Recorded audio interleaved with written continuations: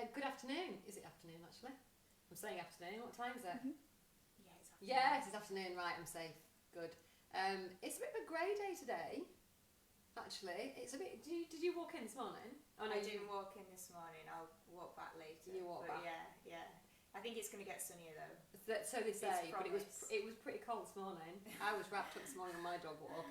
And it was quiet, actually, this morning. Not that many tourists around. I thought there'd be more. It was Really? busy the weekend, wasn't it? I wasn't here at the weekend, but yeah, apparently everyone said it's very busy. Yeah, so. the lake was busy as well. Yeah. This is Jenna. I should have introduced her to you. And we have what's called a sale progression department here at Ashdown Jones, and we're going to explain to you exactly what that means. But so Jenna's only been with us for a short time.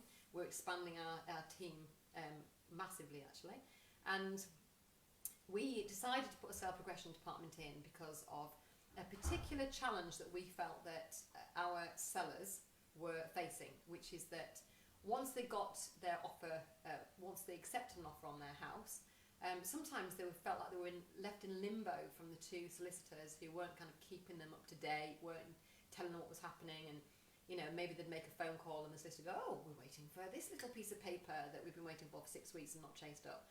And the sellers and the buyers are both there with packed houses thinking, well, how can we move this on? So that's called sale progression, where we have somebody that acts as kind of it's like a buffer zone, isn't it, between the two solicitors? Yeah. So why don't you explain what you do? So basically, it's basically that we're a buffer zone between the buyer, the seller, and we also keep communication flowing between solicitors as well, and the buyer and the seller.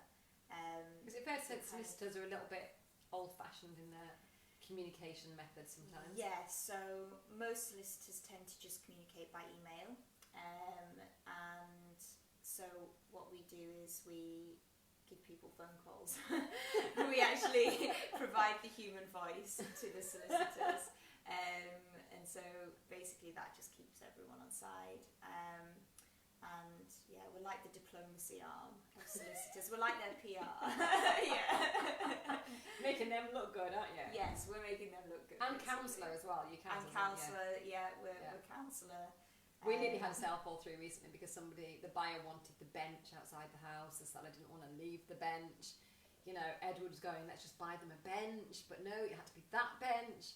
And that's the kind of communication and obstacle that Jenna has to deal with. What other kind of issues might come up if you're not arguing over a bench? If you're not arguing over a bench, maybe if the property market is quite hot, like it is right now, we might be dealing with price renegotiation as well, or just kind of the fallout from that. Maybe the seller feels like they actually can get a bit more money for their property, so that they go back and ask the buyer for a bit more money. And what about things like when the survey comes back sometimes, that can be bad news, can't it? So when you're buying a property, you have to get, if you've got a mortgage, you have to get a mortgage valuation survey, and you can also choose to get a structural survey as well. And often with a lot of old properties, especially that maybe are around here as well, when you get a structural survey, there might be things that come up from the survey, huge cracks in the wall, like subsidence, which can, that we have to deal with the fallout from that bit. So that can throw the sale into jeopardy. The buyer might get cold feet. Yeah, that can definitely do that. We did have one recently where the asking price is 500, I think, and the buyers who had agreed to pay pretty close to that then came back with the survey results and dropped it by 200. And that's the kind of conversation that Jenna would need to have, and then she would need to communicate with the seller, and we need to at some point give advice, and say, well, what should we do in this situation? Luckily, that house resold at the pretty much the full asking price, so we're okay there. But that's the kind of difficult conversation you sometimes need to have, isn't it? Yeah. And if we didn't have a sale progression team, and obviously we've got a very, very busy team ourselves, so they're always out on valuations and viewings and photo shoots and everything, and they all are doing exactly that today and negotiating offers.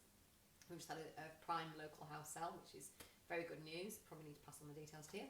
And if it was left to the staff in the office, to the team, and they're too busy, what would happen? What's the worst that could happen if we didn't have a sales progression team?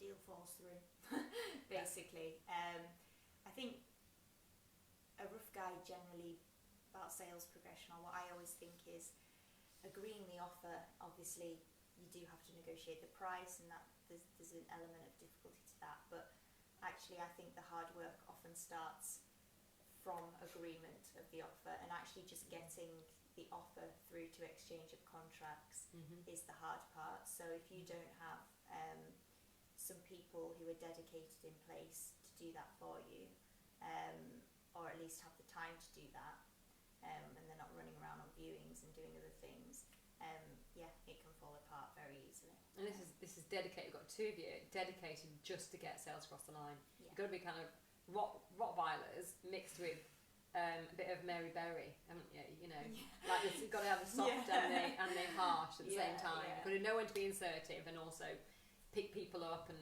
dust them off, dry the tears, and move them on to the next sale. Yeah, it's a hard job you've got. It is a very hard job. And there is a tendency of a lot of sales progression firms to do everything by email, but some people, especially when it's difficult news or a quick decision, you just need to pick up the phone, don't you? Yes, you just need to pick up the phone. I think tone of voice makes all the difference sometimes. If you're emailing or messaging someone, your words can come across completely differently doing that than if you were just having a conversation. I know that from dating, from online dating, the same thing happens. Same thing definitely happens. You're saying no, but they're not hearing it. So it's the same. So Jenna's basically a dating coach for buyers and sellers. That's your job. Yeah, okay, I'm a dating coach for buyers and sellers. That's it. And that's why you need Ashdown Jones to sell your house, so you get Jenna or Helen, who is an even bigger Rottweiler. Actually, this is the softer side of Helen that's sitting here. Fair to say? Possibly. So if you are in the throes of selling or buying, and you would like to know how something like sale progression could help, or what you should do in your particular situation if you're not selling with us, then just get on the phone and 015394 88811. We're very happy to give impartial advice, especially if it's not our sale. It doesn't matter. We'll give you absolute impartial advice on whatever situation you're facing, and sometimes it can just help you make a decision. We've had so many times, I think, that where we've been able to step in and say, no, don't accept that offer, or, maybe just be a bit soft here, but do this, and actually everything's changed. So we had a house recently, didn't we, where the buyer wanted all the furniture out of the house, but what the buyer didn't realise, or maybe did realise, was that the seller had paid an absolute fortune for the furniture, probably about £500,000. It's a big house, and the communication was just deteriorating. So we were able to step in, put together a strategy that absolutely worked. Buyer and seller completely delighted, and that just helps really, and it helps everybody stay on the right side of each other and not fall out, because buyers and sellers can fall out over a bench.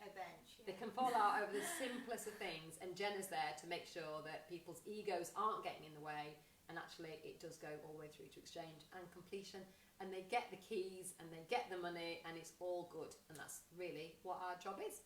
So thank you very much, Jenna. Thank you. For appearing on your very first Ask AJ, but definitely not your last.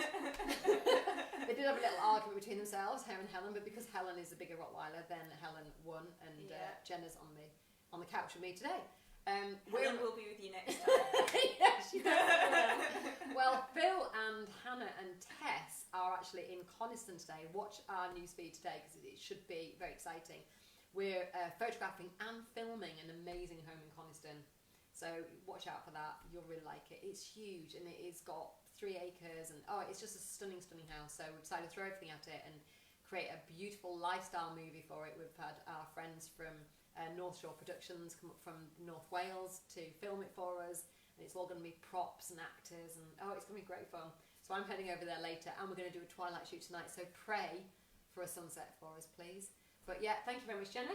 No, thank you. And we'll see Helen next